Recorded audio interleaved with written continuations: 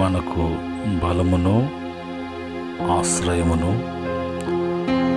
సురక్షితమును కలుగు చేసి జీవింపచేస్తున్నటువంటి జీవాధిపతి అయినటువంటి ప్రభు పేరట మీకు అందరూ కూడా శుభములు. ప్రభు పేరట మీకు వందనములు చెల్లిస్తూ ఉన్నాను. ప్రియమైన దేవుని బిడ్డలారా, తిరిగి మరొక ఉదయకాలపు కృపా వాక్య ధ్యానంలోకి మనం ప్రవేశించడానికి ప్రభు కృపతో మనల్ని జ్ఞాపకం చేసుకున్నారు. ఈ యొక్క ఉదయకాలం ముందు ప్రభు మనకై ఇచ్చినటువంటి కృపా వాక్యాన్ని చదువుకొని ప్రార్థనాపూర్వకముగా మనం ధ్యానం చేద్దాం. ఇక్కడ రాయబడినటువంటి మాటలలో సామెత గ్రంథము 18వ అధ్యాయము 10వ వచనములో ఉన్నటువంటి మాటని నేను చదువుతున్నాను. యెహోవా నామము బలమైన దుర్గము, నీతిమంతుడు అందులోనికి పరిగెత్తి సురక్షితముగా నుండును. ప్రార్థన. పరిశుద్ధుడైనటువంటి మా తండ్రి, కృపగలిగినటువంటి మా దేవ, ఈ యొక్క కృపా గడియలలో మేమంతా కూడా ఆశతో, ఆసక్తితో మీ వైపు చూస్తున్నాం. నాయన, మీ మాటలు మాకు అనుగ్రహించండి, వివరించి బోధించు నాయన. వింటున్న బిడ్డలు ఎన్ని ప్రాంతాలకు ఈ వాక్యము అందించబడుతున్నదో ప్రాంతాల ప్రజలు దీవించబడినట్లుగా ఆ బిడ్డల జీవితంలో కూడా సురక్షితను కలుగ చేయమని యేసుక్రీస్తు నామములో అడిగి వేడుకుంటున్నాము తండ్రి, ఆమేన్. ప్రియమైన దేవుని బిడ్డలారా, ఈ ఉదయకాలం ముందు ప్రభు ఇచ్చినటువంటి మాటలలో యెహోవా నామము బలమైన దుర్గము అని అక్కడ రాయబడి ఉన్నది. దేవుడు తన నామములో భద్రతను, ఆ నామము ఒక దుర్గముగా మనుషులకు మరి ఆయన యందు విశ్వసించి ఆయన వైపు చూసేటువంటి వారు, ఆయన వద్దకు మరి వచ్చేటువంటి వారికి అది బలమైనటువంటి దుర్గముగా ఉంటుంది. అలాగా వెళ్ళేటువంటి వాళ్ళు ఎవరు ఆ దుర్గమైనటువంటి నామములోకి ప్రవేశించేటువంటి వారు, వచ్చేటువంటి వారు ఎవరు అంటే నీతిమంతులు అని రాయబడింది. నీతిమంతులు అంటే వారు మరి ఇలాంటి అవినీతి కార్యక్రమాల్లో కానీ, అవినీతిగా ప్రవర్తించడం కానీ, వారి జీవితాలలో తప్పులు పొరపాట్లు చేస్తూ వాటిని కప్పెట్టుకుంటూ అలాగా ముందుకు సాగేటువంటి వారు కాదు ఈ నీతిమంతులు. నీతిమంతులు ఎప్పుడు కూడా వారు మరి పరిశుభ్రముగా ఉండటానికి, పరిశుద్ధపరచుకోవటానికి, ఇలాంటి అపవిత్రము కాకుండా అపవిత్రమైనటువంటి విషయాలు, కార్యాలలో పాలుపంపులు కలిగి ఉండకుండా తమ వంతు తాము ప్రత్యేకించుకున్నటువంటి వారుగా, వారు దేవుని దృష్టికి ఒక యథార్థత కలిగినటువంటి వారుగా, దేవుడు చెప్పినట్లుగా, ఆయన బోధించినట్లుగా, ఆయన ఇచ్చినటువంటి ధర్మశాస్త్ర ప్రకారముగా వారు జీవించేటువంటి వారు కనుక వారు ఎప్పుడు కూడా ఎక్కడ ఉన్నా, ఎలాంటి వాతావరణంలో ఉన్నా వాళ్ళకి దేవుని వలన, దేవుని యొక్క ఆశ్రయము వారికి దుర్గముగా, సురక్షితముగా ఉండేటట్టుగా చేస్తుంది. కనుక ఆ క్రమములో బైబిల్లో సురక్షితముగా ఉండటానికి సేఫ్గా ఉండటానికి మరి వాక్యానుసారంగా తీసుకున్నప్పుడు వారు ఎలాగుంటే దేవుని యొక్క సురక్షిత కలిగింది, అందును బట్టి మనము కూడా ఏ విధంగా ఉండమని దేవుడు తన వాక్యం చేత ఆయన బోధిస్తూ ఉన్నాడో, తెలియపరుస్తూ ఉన్నాడో, ఆ క్రమంలో మనము కూడా సురక్షిత కలిగినటువంటి వారుగా ఉంటాము అనే విషయాన్ని మనము మరి దేవుని వాక్యం నుంచి ఈ సమయంలో చదువుకుంటూ ప్రభు కృపను బట్టి మనము ధ్యానం చేద్దాం. లేవియ కాండము 25వ అధ్యాయము 18-19 వచనాలలో, కాబట్టి మీరు నా కట్టడలను నా విధులను గైకొని వాటిని అనుసరించి నడుచుకునవలెను. అప్పుడు మీరు ఆ దేశములో సురక్షితముగా నివసించెదరు. ఆ భూమి ఫలించును, మీరు తృప్తిగా భుజించి దానిలో సురక్షితముగా నివసించెదరు. ఒక వ్యక్తి సురక్షితంగా మరి నివసించాలి అంటే అన్నీ కూడా అనుకూలపరచబడాలి. ఇక్కడ అంటాడు, భూమి ఫలిస్తుంది, ఆ భూమి ఫలములను ఇస్తుంది, భూమి వలన పండేటువంటి ఆ పంటను తిని నీవు తృప్తిగా ఉంటావు, తృప్తిగా భుజిస్తావు. ఇంత మరి నీ జీవితంలో కలగాలి అంటే కలిగించేవాడు దేవుడు. దేవుడు వారికి కానానులో వారు జీవించబోతున్నటువంటి జీవితాన్ని మరి ఎలాగుంటుందో ప్రభు వారికి తెలియచేస్తూ ఆయన వారితో మాట్లాడుతున్నటువంటి మాటలు.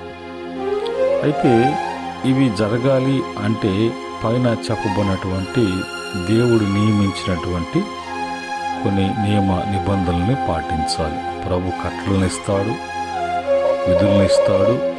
అంటే ఏ విధంగా ఉండాలి, తొట్టరలకుండా, అపవిత్రపరచబడకుండా, తొందరపడి లోకములో ఉన్నటువంటి ఆచారాలను తీసుకుని వచ్చి జీవితంలో అన్వయించుకోకుండా, నీలో ఏ పొరపాటు చేయకుండా, ఏ అపవిత్రత కలగకుండా దేవుని బిడ్డగా నువ్వు ఉండవలసినటువంటి రీతి ఏంటి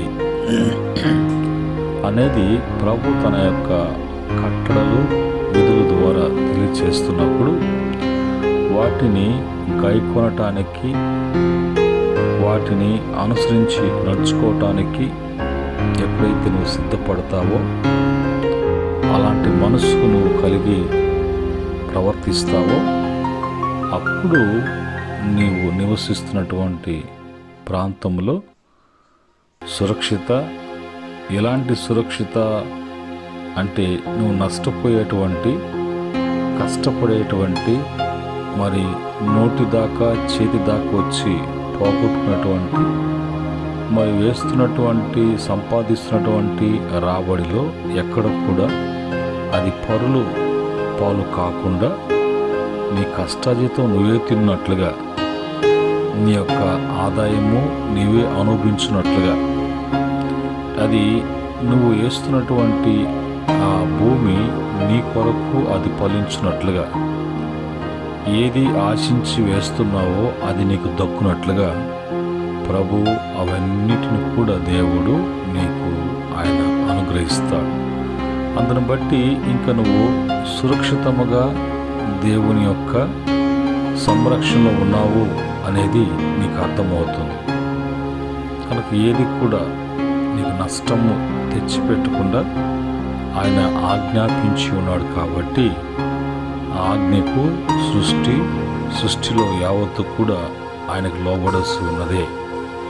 కనుక అవి జరగాలంటే నువ్వు దేవునికి లోబడి ఈ విధంగా ప్రవర్తించేటువంటి వాడుగా ఉండాలి. రెండో మాటకు వచ్చినప్పుడు, భక్తుడు తన జీవితంలో అతను సురక్షితంగా ఉన్నాడు అనంటే, సంతోషిస్తున్నాడంటే, ఆనందిస్తూ ఉన్నాడంటే అతనిలో అలా జరగటానికి కారణం ఏంటి అన్నప్పుడు కీర్తన 16వ కీర్తన 8-9 చరణాలలో అంటాడు, సదాకాలము యెహోవా యందు నా గురి నిలుపుచున్నాను, ఆయన నా కుడి పార్శ్వమందు ఉన్నాడు కనుక నేను కదల్చబడను. అందువలన నా హృదయము సంతోషించుచున్నది, నా శరీరము కూడా సురక్షితముగా నివసించుచున్నది అని అంటాడు. కనుక సదాకాలం ఎప్పుడు కూడా నా గురి, నేను ఎవరి వైపు చూస్తున్నానో, నా గురి ఎవరు అంటే దేవుడే. కనుక ఎప్పుడు కూడా నేను లోకాన్ని చూడట్లేదు, మనుషులు చూడట్లేదు, వెనుకున్న వాటిని నేను పట్టించుకోవట్లేదు. నేను నా గురి ఆయన మీద ఉంచాను కాబట్టి ఎప్పుడు కూడా ఆయన నాకు మరి దగ్గరగాను నా కుడి తట్టు ఆయన ఉన్నాడు కాబట్టి మరి ఎన్ని వచ్చినా కూడా నేను కదల్చబడను. నన్ను స్థిరముగా ఉంచువాడు, స్థిరపరచువాడు దేవుడే కాబట్టి నేను ఆయన వైపే చూస్తాను. అందుకని కీర్తన 121 కీర్తన కూడా కొండల తట్టు నా కన్నులెత్తుచున్నాను అని అంటాడు. ఇప్పుడు అందును బట్టి దేవుడు అతను ఏ విధంగా మరి ఉంచుతున్నాడంటే, మరి అందువలన నా హృదయము సంతోషించుచున్నది అంటాడు. అంటే హృదయములో అతనికి ఎప్పుడు కూడా సంతోషము అనేది అతను విడిచిపెట్టి వెళ్ళలేదు. ఆ సంతోషము దేవుని వలన కలిగినటువంటి సంతోషం. ఆ హృదయంలో సంతోషం ఉంచిన వాడు దేవుడు కనుక ఇప్పుడు అతని శరీరము కూడా సురక్షితముగా ఉన్నది. ఇలాంటి అనారోగ్య పాలు కావటం కానీ మరి ఆ శరీరముతో అతను మరి వ్యతిరేకతలు, కలహాలు, విరోధ భావాలు అలాంటివి కూడా దాడులు ఆ యొక్క శరీరానికి కలగకుండా నేను నివసిస్తున్నాను అని అంటాడు. మనం జీవిస్తున్నటువంటి ఈ లోకములో మనకు కూడా అలాంటి వాతావరణాలు కలుగుతూ ఉంటాయి. అయితే వాటన్నిటిలో కూడా మనం సురక్షితంగా ఉండాలంటే మనం ఏం చేయాలి అనేది ప్రభు తన వాక్యం ద్వారా ఆయన తెలియజేస్తున్నాడు. అంత మాత్రమే కాకుండా మరి సామెతల గ్రంథము 1వ అధ్యాయము 33వ వచనంలో కూడా ఒక మాట అక్కడ ప్రభు రాయించారు, నా ఉపదేశమును అంగీకరించువాడు సురక్షితముగా నివసించును, వాడు కీడు వచ్చునను భయము లేక నెమ్మదిగా నుండును. దేవుడు మానవునికై, దేవుని ప్రజలకై, భూమి మీద ఉన్నటువంటి మనుషులకై ఆయన ఉపదేశిస్తూ ఉన్నాడు. ఆయనకు వాక్యము ఉపదేశించబడుతున్నది. అది ఎందరైతే విని అంగీకరిస్తారో, అంగీకరించాలి అంటే వినాలి, అంగీకరించాలి అన్నప్పుడు వినినటువంటి వాక్యాన్ని విశ్వసించాలి, అంగీకరించాలి అంటే విని విశ్వసించి అన్వయించుకోవాలి. అప్పుడు మరి జీవితంలో మరి వాక్యాన్ని బట్టి నడుచుకోవటానికి, వాక్యాన్ని బట్టి ప్రవర్తించటానికి, వాక్యాన్ని బట్టి ఒక ప్రత్యేకమైన జీవితం జీవించటానికి ఆ మనసు కలిగినటువంటి వారుగా ఉంటారు. కాబట్టి వాళ్ళు ఎప్పుడు కూడా సురక్షితముగా ఉంటారు. దేవుని యొక్క మరి సంరక్షణలో వాళ్ళు ఉంటారు. కాబట్టి కీడు నాకు వస్తుంది అని మరి ఉన్నటువంటి కొన్ని మనుషులు, కొన్ని ఆచారాలు, కొన్ని విధులు వాళ్ళు నిర్మించుకొని ఉంటారు. అందును బట్టి వాళ్లకు మరి ఆ రోజు, గంట, నిమిషము కొన్ని మరి తిథులు అలాంటివి ఆలోచన చేస్తూ ఉంటారు. అందులో వాళ్ళకి మంచి చెడుల్ని అక్కడ ఆలోచన చేస్తూ మరి కీడు పాడు గురించి ఆలోచన చేస్తారు. కానీ దేవుని వాక్యానుసారంగా జీవించేవాడికి అలాంటి కీడు అనేది రాకుండా నెమ్మదిగా, ఎన్ని లోకములో ఎన్ని అల్లరులు రేగినను మరి రేకెత్తినను అల్లరిచిల్లరగా ఉన్నటువంటి వాతావరణంగా మారినను తన యొక్క ఉపదేశ ప్రకారంగా మరి నడుచుకున్నటువంటి వారికి అలాంటి భయాలు ఏవి కూడా ఉండవు. వాళ్ళు నెమ్మది కలిగి ఉంటారు. ఇది మనము దేవుని వాక్యం నుంచి మనకు తెలుసుకోవాల్సిన విషయాలు. దేవుని వాక్యము ఉదయకాలం మందు కృపా వాక్యం ద్వారా మనకు బోధించబడుతున్నటువంటి మాటలు. ఈ యొక్క మాటలను బట్టి మనము మరి జాగ్రత్త కలిగినటువంటి వారు ఉన్నప్పుడు మనకి ఏ రోజు ఎప్పుడు కూడా ఎలాంటి ఇబ్బందులు అనేవి లేకుండా జాగ్రత్త కలిగి ఉంటారు.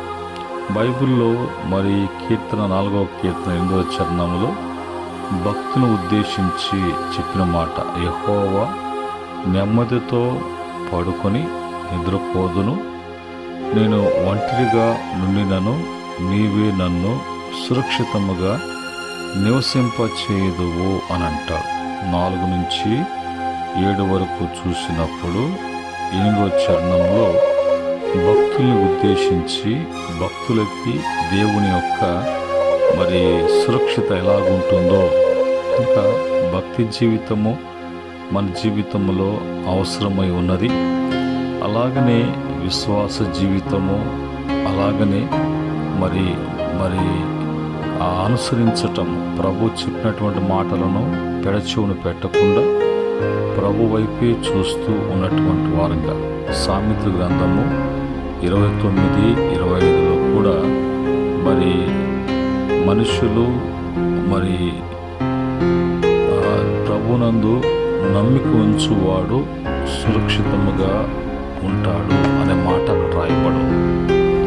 కనుక ఇన్ని మాటలు ప్రభు మనకు తెలియచేస్తున్నప్పుడు మనం సురక్షితంగా ఉండటానికి, సంతోషంగా ఉండటానికి, ఆనందంగా ఉండటానికి, నెమ్మదిగా ఉండటానికి, మనం భుజించటానికి, తృప్తి కలిగి ఉండటానికి, మన జీవనానికి ఏదేది అవసరమో మనం ఎన్ని వచ్చినా కదలకుండా, వాటిని చూసి బెదరకుండా మనం ఏ విధంగా మరి జీవించాలో, మనకు దేవుడు మనకై ఇచ్చిన జీవితం ఎలాంటిదో, ఎంత విలువైనదో అనేది మనకు తెలుసుకొని ఆ విధంగా జీవించడానికి ఉదయకాలం మందు ప్రభు కృపా వాక్యాన్ని బట్టి మనం ఎన్ని కూడా మనకు తెలియచేసినప్పుడు అలా నడుచుకోవటానికి మనం జాగ్రత్త పడినప్పుడు మనం ఏ విషయంలో కూడా కలత చెందకుండా సురక్షితం కలిగినటువంటి వారుగా ఉంటాం. ఆ విధంగా బైబిల్లో యాకోబు తన జీవితంలో దేవుని యొక్క సురక్షిత, ఇశ్రాయేలు ప్రజలకు మరి వారు ప్రయాణం చేస్తున్నప్పుడు, యెహోషువ నడిపింపులో ఉన్నప్పుడు వాళ్ళకు కలిగినటువంటి సురక్షిత, రూతు మోయాబు నుంచి వచ్చినప్పుడు ఆ యొక్క బెత్లెహేములో దేవుని యొక్క సురక్షిత ఏ విధంగా ఉన్నదో అనేది, అలాగ బైబిల్లో దేవుని బట్టి వాళ్ళు సురక్షిత కలిగినటువంటి వారు ఉన్నారు. కానీ మనుషులను బట్టి, వాళ్ళకి కలిగి ఉన్నటువంటి బలగాన్ని బట్టి, వాళ్ళకున్నటువంటి బలాన్ని బట్టి కానీ ఎక్కడ కూడా వాళ్ళు అతిశయించి చూపించుకుని దీనివల్ల మేము ఇట్లా ఉన్నాము అని ఎన్నడూ వాళ్ళ తన నోరు తెరిచి అలాంటి మాటలు, వాళ్ళ యొక్క శరీరాలతో అలాంటి ప్రవర్తన ఎప్పుడు కూడా వాళ్ళు ప్రవర్తించలేదు. కనుక ఈ ఉదయకాలం మందు కృపా వాక్యాన్ని బట్టి ప్రభు ప్రతి బిడ్డను కూడా సురక్షితంగా ఉంచడానికి ఇష్టపడుతున్నారు.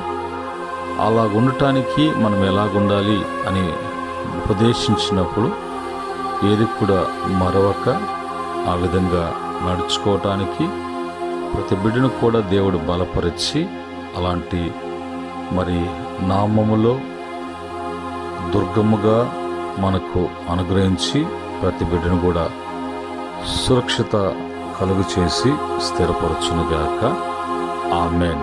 మహాపరిశుద్ధుడవు, గనుడవు, మహోన్నతుడవు తండ్రి, ఉదయకాలమందు నీ కృపా వాక్యాన్ని బట్టి మేము సురక్షితంగా ఉండటానికి, కదల్చబడకుండా మా హృదయాల్లో సంతోషముతో నింపబడి ఉండటానికి, ఎలాంటి కీడు పాడు భయం లేకుండా నెమ్మదిగా ఉండటానికి మా జీవితాలలో నీవు సంతోషించి ఆనందించి నాయన మేము జీవించిన కాలమంతా కూడా మా జీవితం తృప్తి అనేది ప్రభువా కలుగు చేసి మమ్మలను జీవింపచేస్తున్నటువంటి జీవాధిపతి మేము స్తుతిస్తున్నాం. ఈ వాక్యము ఎంతమంది బిడ్డలు వింటున్నారో, ఎన్ని ప్రాంతాలకు ఈ వాక్యాన్ని మీరు తీసుకుని వెళ్తున్నారో, ఎన్ని ఛానల్స్లో ఎన్ని గ్రూప్స్లో తండ్రి వెళ్తుందో అందరూ కూడా సురక్షితంగా ఉండునట్లుగా నీ మాటల చేత మాట్లాడి బలపరిచి బిడ్డను స్థిరపరచమని, ఈ దినమంతట్లో కూడా నీ కృపను బట్టి బిడ్డలకు మేలు చేయమని యేసుక్రీస్తు నామంలో అడిగి వేడుకుంటున్నాము తండ్రి. ఆమెన్. పరమ తండ్రి దేవుని ప్రేమ, రక్షకుడైనటువంటి యేసుక్రీస్తు వారి యొక్క కృప, పరిశుద్ధాత్మ యొక్క సహవాసం మాటలు వింటున్న బిడ్డలకును, అనుసరిస్తున్నటువంటి బిడ్డలకును, సకల పరిశుద్ధులకును, ఆయన దాసులకును సదా తోడై ఉండి నడిపించునుగాక. ఆమేన్. దేవుడు మిమ్ములను మీ కుటుంబాలను కలిగిన యావత్తును కూడా దేవుడు ఆస్వాదించి సురక్షితముగా నివసింప